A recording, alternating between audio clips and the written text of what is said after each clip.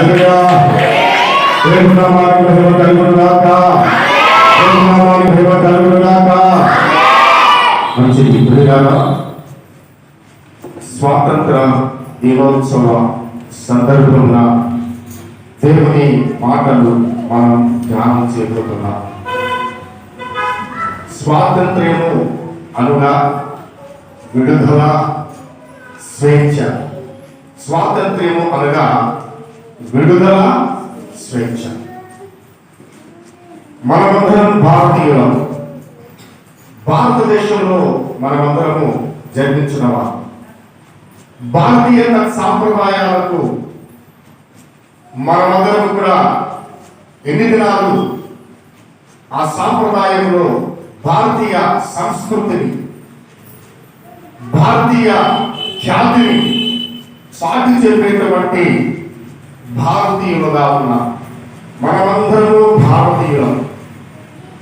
భారతదేశంలో మనం జన్మించాము కనుక, భారతదేశంలో మనం నివాసం ఉంటున్నాము కనుక, భారతదేశంలో మనకు పౌరసత్వం ఉంది కనుక, భారతదేశంలో మనకు ఓటు హక్కు ఉంది కనుక, భారతదేశంలో మనం ఉన్నాము కనుక మనమందరం కూడా భారతీయులు.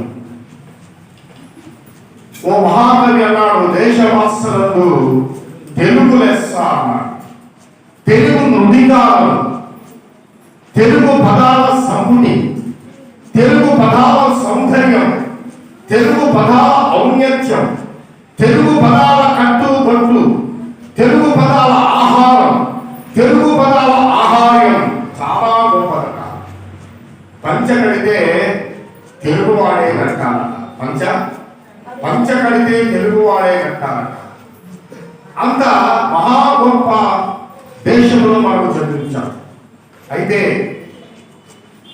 భారతదేశం అన్ని మతాలను గౌరవిస్తుంది. భారతదేశం అన్ని కులాలను గౌరవిస్తుంది.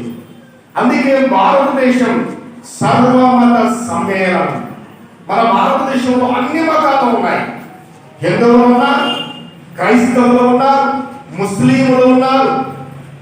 అందరూ కూడా ఒకరిని మనం గౌరవించుకుంటూ ఉంటాం.